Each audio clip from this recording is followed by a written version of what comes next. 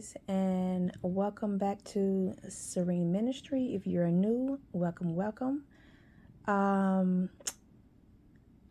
Today we are doing lesson 3 on our toxic relationships healing series, and today we're going to be speaking about learning to love yourself, flaws and all. When I say learning to love yourself, we're in a world now where we're being told what we should look like, who we should emulate and be like. It's almost unacceptable to just simply be you, to just simply show up as your real, authentic self. That seems to be unacceptable, and nobody even knows how to do that. We have been showing up for so long as someone else that we have forgotten who we even are at our core. In these last few lessons, we have discussed what the most important relationship is, and that's the one that you will have with yourself. We went on in lesson 2, and we spoke about how important it is to learn yourself, and that when you learn you learn God. It goes hand in hand. And how spending time with yourself and just dating you. And then we went on to speak about what self-healing looks like the ugly truth of what it looks like. It's not always glitz and glamour. So today, and I will advise anybody and encourage you guys to really go back and just start from lesson 1. You really do not want to miss those lessons. You really don't. And also pick up my a book. It is on Amazon, and it will be in the link. I will reassure y'all, it will bless your life and anyone else's life who it will bless. Make sure that you send them that a link, or even gift them the book. It's called The ABCs of Identifying the Red Flags of Wounded Birds, a woman's guide and journal of self-healing. It's a book / workbook. You learn about the red flags of basically of men you date, and then also you'll get a little bit of my backstory, just a little bit of my testimony, as well as it's a workbook of self-reflection and self-healing. So it is really, really awesome, guys. I will advise you guys to really get it. It's reasonably priced. It's in ebook form as well, and it's also in a large print. So make sure that y'all go see that. Okay, so back to what we were saying. You have to learn to love the person in the mirror. And you can work on the things that you can, and accept the things you can't. I know, like, for instance, I stutter. And for so long, it has, I'm going to say, it was like something that slightly held me back. And now I'm like, Lord, I'm going to use my voice that I have, and I'm going to serve your people with the voice you gave me. I always think that if I still have a voice, there's somebody mute somewhere who would love to just simply stutter. And I just look at things like that. I have skinny legs, but there's somebody with no legs. And when you start looking at things like that, it makes you become way more appreciative and way more thankful. Because the Lord said that if we become content over the small things, we have to first become content over the small things. And then First Thessalonians 5:18 said, give thanks in all circumstances, for this is the will of God. We just have to learn to be more thankful.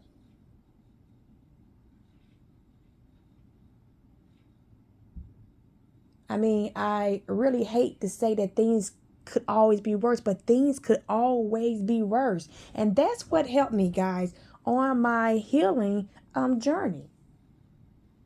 So I've endured much, but because He has allowed me to be here, I'm thankful. I cannot dwell on what I've had to endure to get here. I never understood that scripture where it said, I think it was a Paul who said, it's good that I have been afflicted. And I'm like, why would you be thankful that you didn't suffer so much? Why would you be thankful over that? See, I was thinking that when I was unhealed, broken, hurt, all of those things. But then as I started to heal and I became more thankful, you have more gratitude for even the simplest, smallest things. When you have gone and endured so much hurt, when you get to the other side of that hurt, you become more thankful. So I want you guys to get to that place, because you're not still in it. You're out of it. So you can't let the devil hold you bound to where the Lord has delivered you from. What the Son has set free is free indeed. And the Lord is using me to set the captives free. Let y'all know that y'all are not bound. Y'all are free indeed. And along with you being free, you have to start showing up like you're free. You have to start living like you're free. You have to be free. And freedom starts in the mind. I was reading about Harriet Tubman. And she said that she would have freed a lot more people if they would have known that they were free.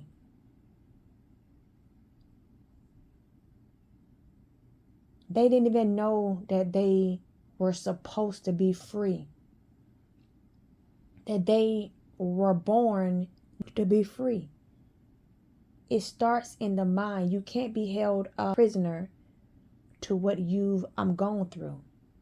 I don't want you guys to be a prisoner to your pain.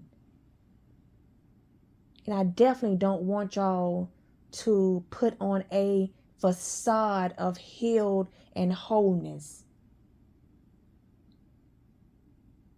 by just getting frivolous things done. There are so many people now dying just to look a certain way. Big butt, small waist, big breasts. Now everybody's going back to being model a paper thin. The world,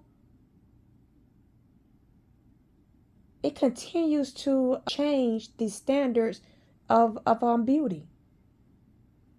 And it's at the expense of your life. People are actually dying to attain these standards, these unrealistic standards, when we simply need to be our real authentic selves and to love the skin that we're in. They're saying there's somebody for everybody. That goes for relationships of all sorts. If you show up as you, you're going to meet your tribe. You're going to meet your husband, your wife.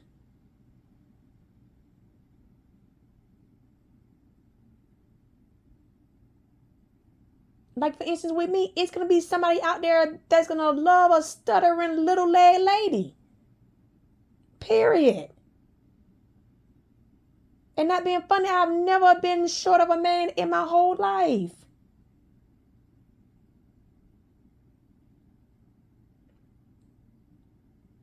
Maybe short of the wrong one. Or should I say short of the right one? I've had several wrongs, but I mean, I'm just saying.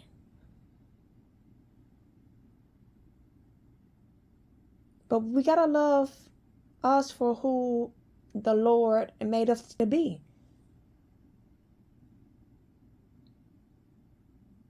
Because we're somebody's rib.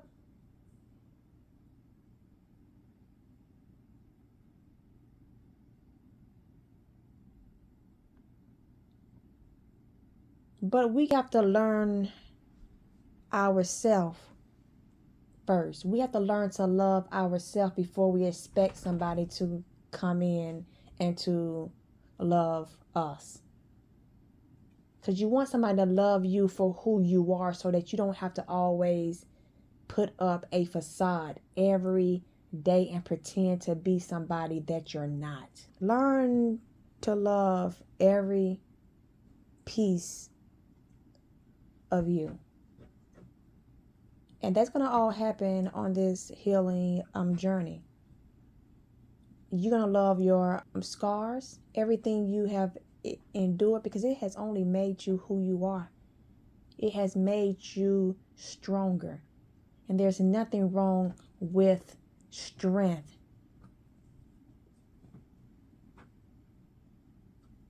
And I want to speak more about that right there later. I mean, that's a whole another video about strength, about women who saying that they don't want to be strong. I was once that person, but I lacked understanding and strength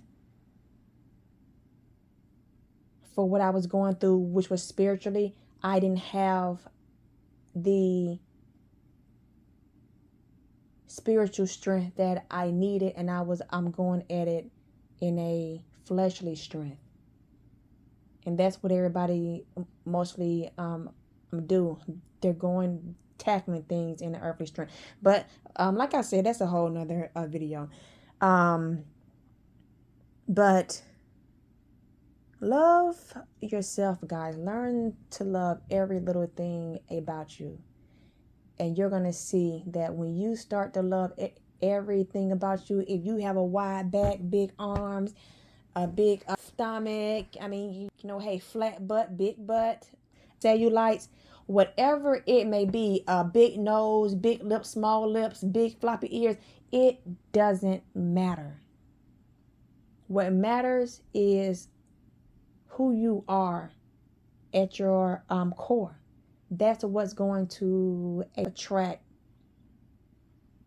who needs to be attracted. And they're not going to want you to change a single thing on you, because you're going to be perfect just the way you are.